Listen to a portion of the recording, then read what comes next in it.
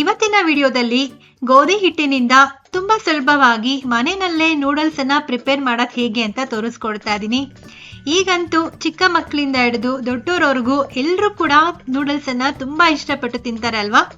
ಆದ್ರೆ ನೂಡಲ್ಸ್ ಅನ್ನ ಮನೆಯಲ್ಲೇ ಪ್ರಿಪೇರ್ ಮಾಡಬೇಕು ಅಂತಂದ್ರೆ ಅಬ್ಬಾ ಹೇಗ್ ಮಾಡೋದು, ತುಂಬಾ ಲೆಂತಿ ಪ್ರೊಸೀಜರ್ ಅಂತ ಅನ್ಸುತ್ತೆ. ಆದ್ರೆ ಈ ವಿಡಿಯೋ ನೋಡಿದಾದ್ಮೇಲೆ ನಿಮ್ಗೆ ಅನ್ಸುತ್ತೆ ಇಷ್ಟು ಈಸಿಯಾಗಿ ಮನೆಯಲ್ಲಿ ಸುಲಭವಾಗಿ ಮಾಡ್ಕೊಳ್ಬಹುದು ಅಂತ. ಟ್ರಸ್ಟ್ ಮೀ, ತುಂಬಾನೇ ಟೇಸ್ಟಿ ಆಗಿರುತ್ತೆ ಈ ರೆಸಿಪಿ. ಟ್ರೈ ಮಾಡಲೇಬೇಕಾಗಿರುವಂತಹ ರೆಸಿಪಿ ಇದು. ಸೊ ಹಾಗಾದ್ರೆ ಬನ್ನಿ ನೂಡಲ್ಸ್ ಹೇಗೆ ಪ್ರಿಪೇರ್ ಮಾಡೋದು ನೋಡೋಣ. ಮೊದಲಿಗೆ ಒಂದು ಬೌಲ್ನಲ್ಲಿ 1 ಕಪ್ ಆಗುವಷ್ಟು ಗೋಧಿ ಹಿಟ್ಟನ್ನ ಹಾಕೊಳ್ಳಿ. ಈಗ ಇದಕ್ಕೆ ಅರ್ಧ ಟೀ ಸ್ಪೂನ್ ಅಷ್ಟು ಉಪ್ಪನ್ನ ಸೇರಿಸ್ಕೊಳ್ಳಿ.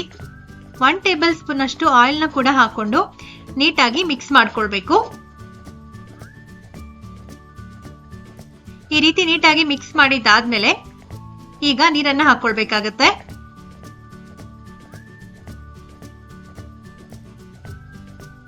ಸ್ವಲ್ಪ ಸ್ವಲ್ಪನೇ ನೀರನ್ನ ಸೇರಿಸ್ಕೊಂಡು ಚಪಾತಿ ಹಿಟ್ಟಿನ ರೀತಿನಲ್ಲಿ ಕಲ್ಸ್ಕೊಳ್ಬೇಕು. ತುಂಬಾ ಗಟ್ಟಿಯಾಗಿ ಕಲ್ಸ್ಕೊಳ್ಳೋದಕ್ಕೆ ಹೋಗ್ಬೇಡಿ, ಸ್ವಲ್ಪ ಸೆಮಿ ಸಾಫ್ಟ್ ಆಗಿರ್ಲಿ ಹಿಟ್ಟಿದು. ಸೊ ನೀರನ್ನ ನೋಡ್ಕೊಂಡು ಸ್ವಲ್ಪ ಸ್ವಲ್ಪನೇ ಸೇರಿಸ್ಕೊಳ್ಬೇಕು.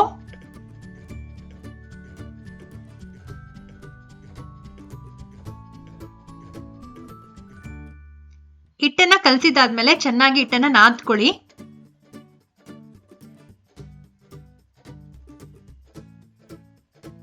ಹಿಟ್ಟು ನೋಡಿ ಮುಟ್ಟಿದಾಗ ಈ ರೀತಿ ಸಾಫ್ಟ್ ಆಗಿರ್ಬೇಕು. ಸೊ ಈ ರೀತಿ ಸಾಫ್ಟ್ ಆಗಿದ್ರೆ ನಿಮ್ಗೆ ನೂಡಲ್ಸ್ ಚೆನ್ನಾಗಾಗುತ್ತೆ. ಈಗ ಇದ್ರ ಮೇಲೆ ಕ್ಯಾಪ್ ಕ್ಲೋಸ್ ಮಾಡಿ 10 ಮಿನಿಟ್ಸ್ ಇದನ್ನ ನೆನೆಯೋದಿಕ್ ಬಿಡೋಣ. ನೋಡಿ ಈಗ 10 ಮಿನಿಟ್ಸ್ ಆಗಿದೆ, ಹಿಟ್ಟು ಕೂಡ ಚೆನ್ನಾಗಿ ನೆಂದಿದೆ. ಈಗ ಚಕ್ಲಿ ಒರಳಿರುತ್ತಲ್ವಾ, ಸೊ ಈ ರೀತಿ ಚಕ್ಲಿ ಒರಳನ್ನ ತಗೊಳ್ಳಿ. ನಾವು ಶಾವಿಗೆ ಹೊತ್ತುವಂತಹ ಪ್ಲೇಟ್ ಇರುತ್ತಲ್ವಾ, ಸೊ ಈ ಪ್ಲೇಟ್ ಅನ್ನ ತಗೊಳ್ಬೇಕಾಗತ್ತೆ. ಸ್ವಲ್ಪ ದಪ್ಪದಾಗಿರುವಂತಹ ಹೋಲ್ಸ್ ಇರುವಂತಹ ಪ್ಲೇಟ್ ಅನ್ನ ತಗೊಳ್ಳಿ. ಸೊ ಇದ್ರಲ್ಲಿ 2-3 ತರ ಪ್ಲೇಟ್ ಬರುತ್ತೆ ನಿಮ್ಗೆ.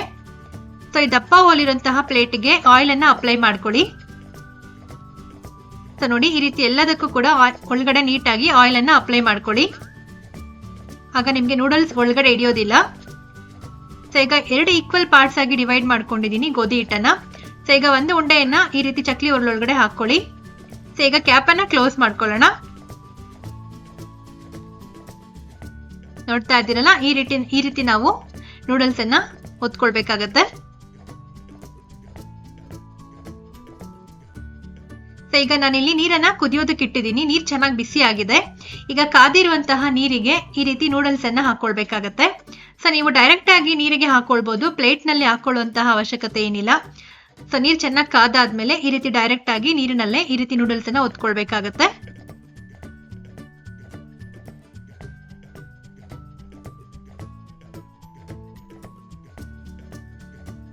ಸೊ ಉಳಿದಿರುವಂತಹ ಹಿಟ್ಟನ್ನು ಕೂಡ ಇದೇ ರೀತಿ ಚಕ್ಲಿ ಒರಳಿಗೆ ಹಾಕೊಂಡು ನೂಡಲ್ಸ್ ಅನ್ನ ಒತ್ಕೊಳ್ಬೇಕು.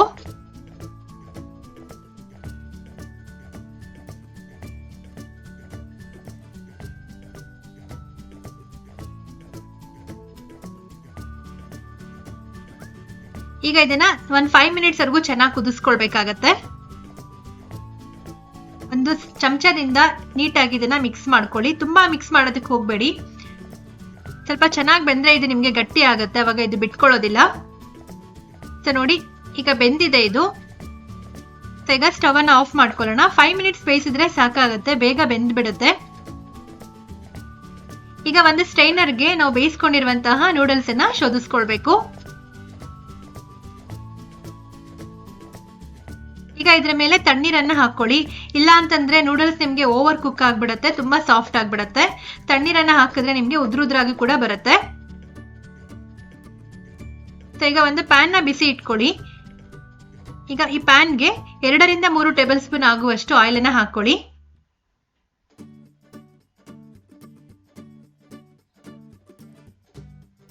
ಆಯಿಲ್ ಚೆನ್ನಾಗಿ ಬಿಸಿ ಆಗಿದ್ದಾದ್ಮೇಲೆ ಸಣ್ಣದಾಗಿ ಕಟ್ ಮಾಡಿರುವಂತಹ ಶುಂಠಿ ಮತ್ತು ಬೆಳ್ಳುಳ್ಳಿಯನ್ನ ಹಾಕೊಳ್ಬೇಕು. ಈಗ ಇದನ್ನ ಎಣ್ಣೆನಲ್ಲಿ ಚೆನ್ನಾಗಿ ಫ್ರೈ ಮಾಡ್ಕೊಳ್ಳಿ. ಚೆನ್ನಾಗಿ ಫ್ರೈ ಆಗಿದ್ದಾದ್ಮೇಲೆ ಒಂದು ಈರುಳ್ಳಿಯನ್ನ ಈ ರೀತಿ ಉದ್ದವಾಗಿ ಕಟ್ ಮಾಡಿ ಹಾಕೊಳ್ಳಿ. ಬೀನ್ಸ್ ಅನ್ನ ಈ ರೀತಿ ಉದ್ದವಾಗಿ ಕಟ್ ಮಾಡಿ ಒಂದು ಚಿಕ್ಕ ಕಪ್ನಷ್ಟು ಹಾಕೊಳ್ತಾ ಇದೀನಿ. ಕ್ಯಾರೆಟ್ ಅನ್ನು ಕೂಡ ಈ ರೀತಿ ಉದ್ದವಾಗಿ ಕಟ್ ಮಾಡಿ ಸೇರಿಸ್ಕೊಳ್ಬೇಕು. ಒಂದು ಕ್ಯಾಪ್ಸಿಕಮ್ ಅನ್ನು ಕೂಡ ಈ ರೀತಿ ಉದ್ದವಾಗಿ ಕಟ್ ಮಾಡಿ ಹಾಕೊಳ್ಳಿ. ವೆಜಿಟೇಬಲ್ಸ್ ನಿಮ್ಮ ಚಾಯ್ಸ್ಗೆ ತಕ್ಕ ಹಾಗೆ ವೆಜಿಟೇಬಲ್ಸ್ನ ನೀವು ಚೇಂಜಸ್ ಮಾಡ್ಕೊಳ್ಬೋದು. ಈಗ ಇದನ್ನೆಲ್ಲ ನೀಟಾಗಿ ಮಿಕ್ಸ್ ಮಾಡ್ಕೊಳ್ಳಿ. ಒಂದೆರಡು ಹಸಿಮೆಣಸಿನಕಾಯಿನ ಈ ರೀತಿ ಉದ್ದವಾಗಿ ಕಟ್ ಮಾಡಿ ಹಾಕೊಳ್ಳಿ. ನಿಮಗೆ ಖಾರ ಜಾಸ್ತಿ ಬೇಕು ಅನ್ಸಿದ್ರೆ ಮೆಣಸಿನಕಾಯಿನ ಇನ್ನೊಂದೆರಡು ಸೇರಿಸ್ಕೊಳ್ಬೋದು. ರುಚಿಗೆ ತಕ್ಕಷ್ಟು ಉಪ್ಪನ್ನು ಕೂಡ ಸೇರಿಸ್ಕೊಳ್ಬೇಕು. 1/4 ಟೀ ಸ್ಪೂನ್ ಅಷ್ಟು ಪೆಪ್ಪರ್ ಪೌಡರ್, ಅರ್ಧ ಟೇಬಲ್ ಸ್ಪೂನ್ ಅಷ್ಟು ಸೋಯಾ ಸಾಸ್, 1 ಟೇಬಲ್ ಸ್ಪೂನ್ ಅಷ್ಟು ಟೊಮೆಟೊ ಕೆಚಪ್ ಅನ್ನ ಸೇರಿಸ್ಕೊಳ್ಳಿ. ರೆಡ್ ಚಿಲ್ಲಿ ಸಾಸ್ ಇದ್ರೆ 1 ಟೇಬಲ್ ಸ್ಪೂನ್ ಅಷ್ಟು ಹಾಕೊಳ್ಳಿ, ತುಂಬಾನೇ ಟೇಸ್ಟಿ ಆಗಿರುತ್ತೆ.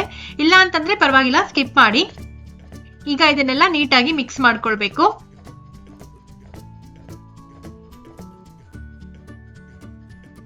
ಈ ರೀತಿ ನೀಟಾಗಿ ಮಿಕ್ಸ್ ಮಾಡಿದ್ದಾದ್ಮೇಲೆ ನಾವು ಬೇಯಿಸಿಟ್ಕೊಂಡಿರುವಂತಹ ನೂಡಲ್ಸ್ ಅನ್ನ ಸೇರಿಸ್ಕೊಳ್ಬೇಕಾಗತ್ತೆ. ಈ ರೀತಿ ನೂಡಲ್ಸ್ ಹಾಕೊಂಡಿದ್ದಾದ್ಮೇಲೆ ನೀಟಾಗಿ ಮಿಕ್ಸ್ ಮಾಡ್ಕೊಳ್ಳಿ. ಟ್ರಸ್ಟ್ ಮೀ, ಈ ನೂಡಲ್ಸ್ ಅಂತೂ ತುಂಬಾನೇ ಟೇಸ್ಟಿ ಆಗಿತ್ತು. ಮನೇಲೆಲ್ಲರೂ ಕೂಡ ತುಂಬಾ ಖುಷಿ ಪಟ್ಟು ತಿಂದ್ರು. ಖಂಡಿತ ಈ ರೆಸಿಪಿಯನ್ನ ಟ್ರೈ ಮಾಡಿ, ತುಂಬಾ ಹೆಲ್ದಿ ಆಗಿರುತ್ತೆ. ಮಕ್ಕಳಿಗೆ ಹೆಲ್ದಿ ರೆಸಿಪಿ ಕೊಟ್ವಿ ಅನ್ನೋಂತಹ ಸ್ಯಾಟಿಸ್ಫ್ಯಾಕ್ಷನ್ ಕೂಡ ಇರುತ್ತೆ.